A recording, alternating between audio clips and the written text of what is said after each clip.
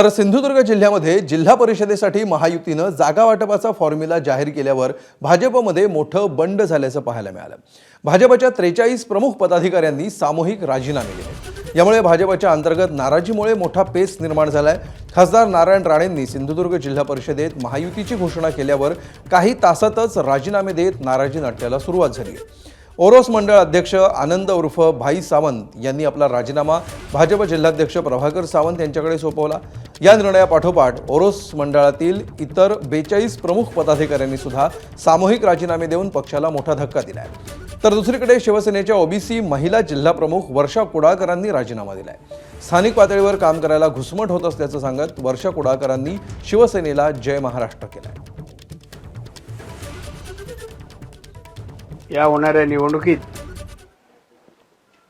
आम्ही तिन्ही पक्षांनी मिळून आघाडी करायचं ठरवलेलं आहे। भारतीय जनता पार्टी जिल्हा परिषद एकूण जागा 31, पंचायत समिती 63,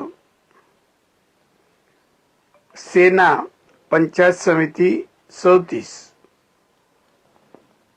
राष्ट्रवादी आता त्यांचं निवेदन आलंय, त्यामुळे त्याचा विचार आम्ही आता करू। त्यांना किती जागा आणि कुठे द्यायची ते।